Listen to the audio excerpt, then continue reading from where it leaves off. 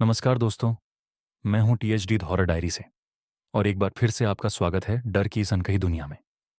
आज की कहानी में हम एक ऐसे रहस्य से पर्दा उठाने जा रहे हैं जो आपकी नींदें उड़ा देगा।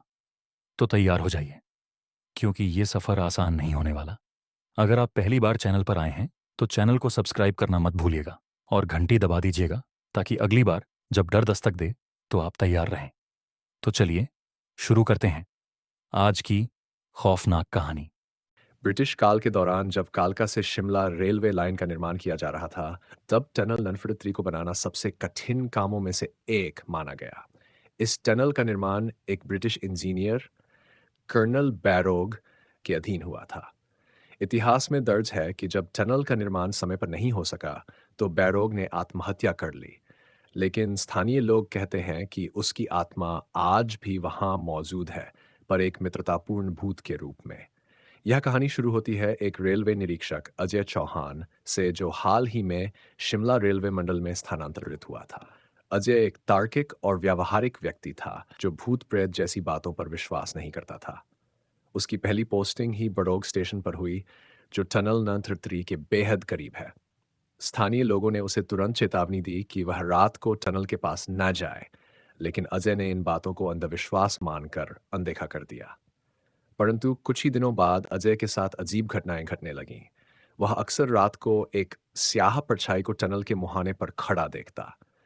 एक रात वह अपने दस्तावेजों के साथ टनल के निरीक्षण के लिए गया और वहां उसे पहली बार बैरोग की आत्मा दिखाई दी।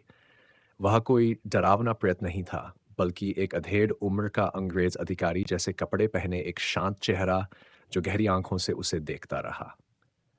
उस रात अजय को एक सपना आया, जिसमें उसने देखा कि एक ट्रेन बड़ोग स्टेशन के पास दुर्घटनाग्रस्त हो जाती है।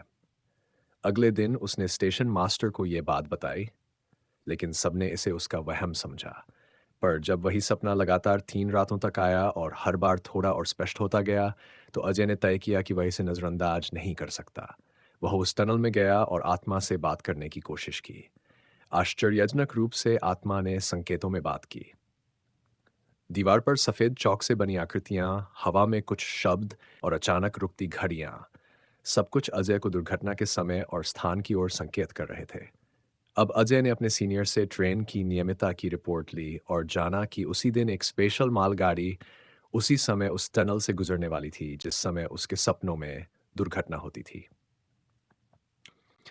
उसने उच्च अधिकारियों से अनुरोध किया कि उस गाड़ी का रूट बदला जाए या उसकी गति कम की जाए, लेकिन कोई भी बिना ठोस सबूत के इस बात को मानने को तैयार नहीं था। अब अजय के पास सिर्फ एक रात थी और उसने फैसला किया कि वह खुद उस ट्रेन को रोकने की कोशिश करेगा। वो रात घने कोहरे से भरी थी।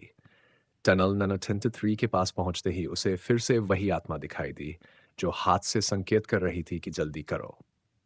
अजय पटरी पर खड़ा हो गया, हाथ में लाल झंडी लिए, और जैसे ही ट्रेन पास आई, उसने आखिरी क्षण में ट्रेन के लोको पायलट को संकेत दे दिया। ट्रेन तेजी से ब्रेक लगाती हुई रुकी और कुछ मीटर आगे एक जमीन खिसकने का भयानक दृश्य सामने आया। यदि ट्रेन थोड़ी देर से रुकती तो पूरी की पूरी टनल में दब जाती। उस रात के बाद अजय का स्थानांतरण किसी दूसरी शाखा में कर दिया गया, लेकिन उसने कभी उस आत्मा को नहीं भुलाया जिसने उसे चेताया था। बड़ोग के लोग आज भी कहते हैं कि टनल ना थर्टी में एक भूत है जो डराता नहीं बल्कि बचाता है। टनल ननन 33 पर हुए उस हादसे को टलवाए अब 5 वर्ष बीत चुके थे। अजय चौहान अब एक वरिष्ठ रेलवे निरीक्षक बन चुका था, लेकिन बड़ौग स्टेशन और टनल ननन 33 की यादें उसके मन में गहराई से बसी हुई थीं। उसने उस आत्मा की आंखों में जो पीड़ा देखी थी, वह केवल चेतावनी की नहीं, बल्कि अधूरी कहानी की भी प्रतीक थी। एक दिन रेलवे बोर्ड की एक विशेष परियोजना के लिए अजय को फिर से शिमला मंडल में तैनात किया गया। ये एक असामान्य संयोग था या नियति का इशारा, लेकिन अजय जानता था कि अब उसे उस आत्मा की अधूरी कहानी को पूरा करना है। इस बार वह अकेला नहीं था। उसके साथ थी एक इतिहास की शोधकर्ता, डॉक्टर स्वाति मेहता, जो ब्रिटिश भारतीय रेलवे इतिहास पर अध्ययन कर रही थी। अजय ने उसे टनल नंबर 23 की कहानी सुनाई और वह तुरंत इस रहस्य को खोजने में दिलचस्पी लेने लगी। दोनों ने ब्रिटिश आर्काइव्स, स्थानीय रजिस्ट्री और पुराने कर्मचारियों की डायरी खंगालनी शुरू की। धीरे धीरे सच्चाई सामने आने लगी। कर्नल बैरोग को आत्महत्या के लिए मजबूर नहीं किया गया था, बल्कि उसे एक साजिश के तहत बदनाम किया गया था। उसकी इंजीनियरिंग योजना को जानबूझकर विफल बताया गया, जबकि वह बिल्कुल सटीक थी। असल में, एक अन्य ब्रिटिश अधिकारी मेजर हार्वर्ड बैरो के काम से ईर्ष्या करता था और उसने उसके खिलाफ झूठी रिपोर्ट बनाई थी। जब टनल के निर्माण में देरी हुई तो ब्रिटिश प्रशासन ने सारा दोष बैरोग पर डाल दिया और उसे अपमानित किया गया। बैरोग ने अपनी साख लौटाने के लिए अंतिम प्रयास किया, लेकिन जब वह भी नाकाम रहा तो उसने उसी टनल के पास गोली मारकर आत्महत्या कर ली। लेकिन उसकी आत्मा शांत नहीं हो सकी, क्योंकि उसे न्याय नहीं मिला था। अजय और स्वाति ने इस साजिश के सभी दस्तावेज इकट्ठा किए और रेलवे मंत्रालय के सामने प्रस्तुत किए। मीडिया में जब ये बात आई तो देश भर में हड़कंप मच गया।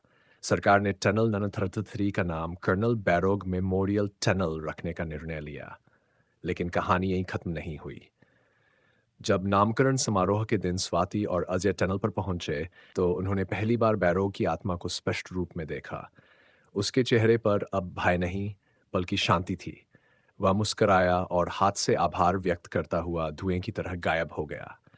अजय को उस क्षण समझ आया कि बैरो को आखिरकार वह मिला जिसकी उसे सदियों से तलाश थी, सम्मान और सत्य की स्वीकृति।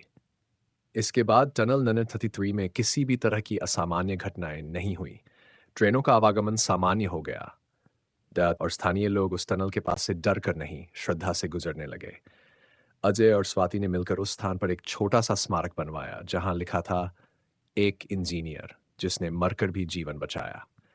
इस कहानी ने न केवल एक आत्मा को मुक्ति दी, बल्कि एक नई सोच भी जन्म दी कि कभी-कभी भूत केवल डराने नहीं, सच बताने भी आते हैं। और टनल ननहथर 3 अब भारत की सबसे प्रसिद्ध मित्रतापूर्ण भूत की जगह बन चुकी है, जहां डर से ज्यादा श्रद्धा और सम्मान बसता है।